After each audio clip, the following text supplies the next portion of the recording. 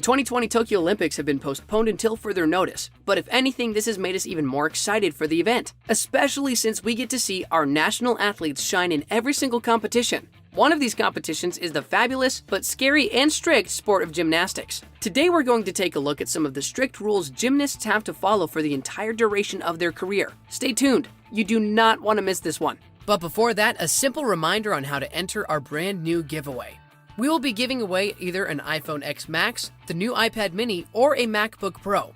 It's all your choice. So be sure to leave a like, comment the keyword, subscribe, and turn on notifications to enter the giveaway. It's really that simple. Let's jump right into it with the strict diet. This is not exclusive to gymnasts, since any serious athlete must follow a special regimen that fits their sport. But when it comes to gymnastics, which incorporates 7 disciplines, like the vault, floor, and still rings, the diet that comes along with it must also be in coordination with the type of competitive gymnastics you're in. Usually though, a gymnast training diet includes lean protein for muscle repair and recovery, portioned and properly timed carbohydrates for fuel, and fruits, vegetables, along with healthy fats. Plus, gymnasts often prefer eating small infrequent meals so that they can fit their proper diet to their already busy schedule. Imagine doing a somersault on a full stomach. Probably the most important part of a gymnast's diet is the pre-competition snack. I say snack because it must be significant enough to provide energy, but mustn't be too much or else it could cause some problems. That's why dietitians recommend eating carb-rich foods at least 2 hours before the competition. No fiber either, because nothing would be more embarrassing than passing gas or worse, doing a routine you've worked on for months. Could you imagine that? A strict diet is also of utmost importance to the gymnast, not just for its benefits, but for weight watching too. A gymnast should not go overweight or else they will not be able to perform certain moves. That's why, sadly, a lot of female gymnasts develop eating disorders just to keep their weight on track.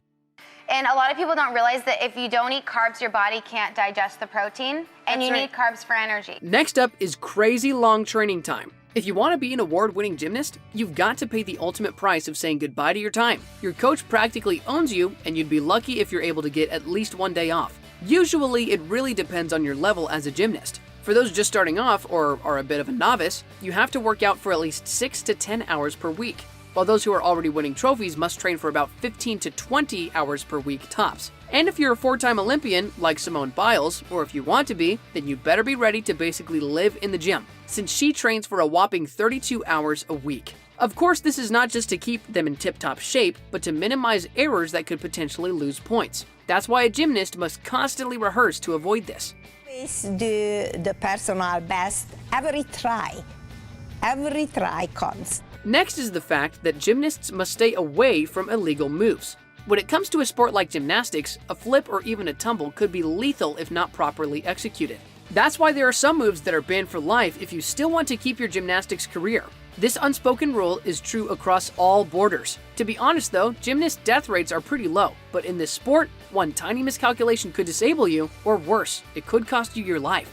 So to prevent this, the International Gymnastics Federation has banned a couple of stunts like the corbeau flip on uneven bars, the so-called Thomas Salto, the upgraded corbeau flip, which is called the Mukina flip, and the layout dismount. Do not try this at home, or anywhere, really. Corbett, do it first in Munich. This is a full twisting Corbett. Beautiful. Moving on, gymnasts must always look in control. A great move doesn't have to be illegal. It could even just be a simple twirl, straight jump, or a split, but whatever stunt a gymnast tries to pull, he or she must always look flawless and in control. This means that no matter how bad you actually performed, it should not show on your face. Sometimes gymnasts can look arrogant or relaxed even while performing an aerial walkover, but that's actually part of your training. I really don't understand why they have to keep such a brave face, because even just showing up in those tight suits can be pretty overwhelming for some. But if just hesitating will lose you precious points, then better off just going hard. Well, let's watch and see if she winks again. Up next, a gymnast's routine for a competition is top secret. A competitive gymnast's routine must obviously need to impress everyone, from the judges down to the audience. It's the basics of showmanship, and that will not happen if everyone already knows what to expect, or if someone leaks one of your practice routines. That could be anyone really, but it could also come from the gymnast herself. You're lucky if you don't just win because the people already expected your moves, but what if someone stole them? That would be a complete disaster. This is the main reason why a gymnast's routine must be kept secret at all times. Those who don't follow this risk losing the competition or could even end their careers. So if you're someone who can't keep her mouth shut, maybe gymnastics isn't for you.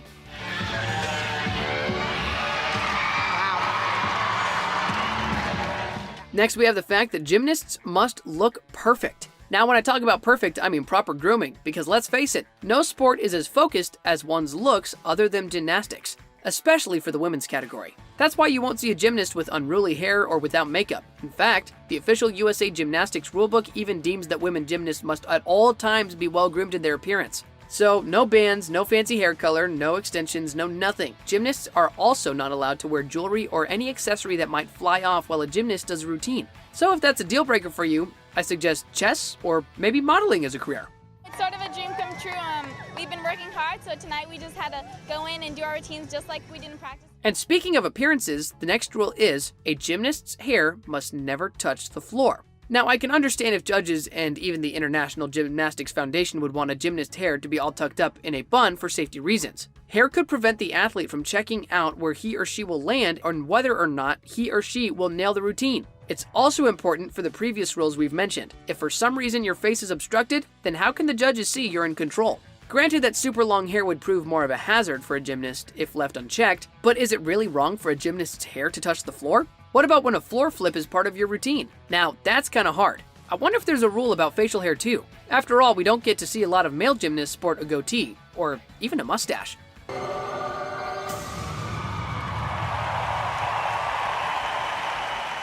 The next rule gymnasts have to strictly follow is that they must have their leotards pre-approved. Every serious gymnast will agree that the leotard plays a vital role in their gymnastics performance. Therefore, the design and shape of a gymnast's leotard must be chosen carefully. This is especially true for rhythmic gymnasts who have to make sure that their costume complements their chosen song and the routine.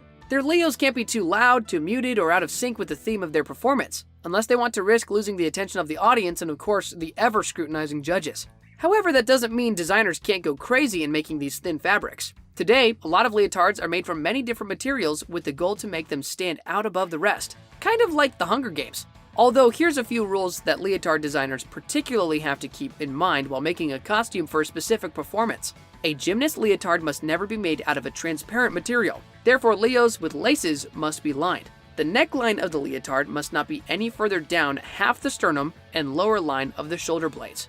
Leotards may have sleeves, but for dancing, they should not have narrow straps. The maximum cut of the leotard on top of the legs must not go beyond the fold of the crotch. The leotard skin must be tight enough so that the judges can see if the gymnast has proper form. And for teams, leotards must be identical or at least made out of the same pattern. Now, because making the leotards is a painstaking process, with sometimes more than 5,000 crystals needing to get fitted in that tight outfit, gymnasts have to be sized months prior to the competition. So that's another reason why they need to all stay fit.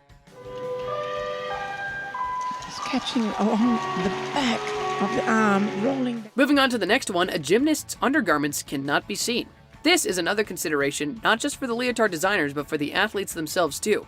Choosing underwear from gymnastics, especially when you're a beginner, can be a nightmare, since a crazy number of points can be deducted if even just a same-colored bra strap is revealed while you do your routine. Even if it's already 2020, gymnastics judges deem it inappropriate for gymnasts to show just a tiny glimpse of their underwear. Pretty strict. For some reason, this rule still stands. So the best option for most gymnasts is actually not wearing any underwear at all. Even if it's widely practiced, it is thankfully not a rule. So if you're uncomfortable going commando while doing a routine, you might want to rethink being a gymnast.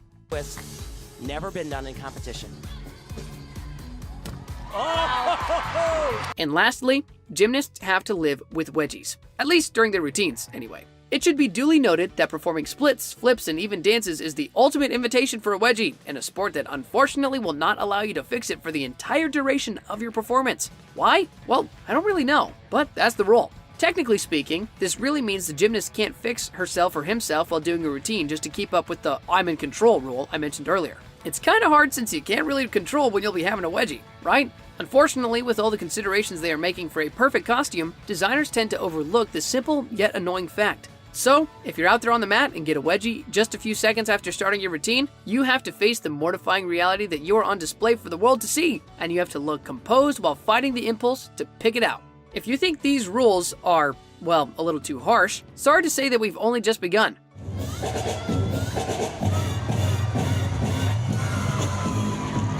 If you're interested in seeing more about this amazing sport, or you're simply curious about the ins and outs of gymnastics, Click the link above or in the description for the second set of rules all gymnasts must follow to succeed in the sport. It will get crazier and crazier. So as you can see, if you've ever tried to watch this type of sport, then of course you'll learn that it's not really as glamorous and flawless as it looks, no matter how gymnasts make it appear to be.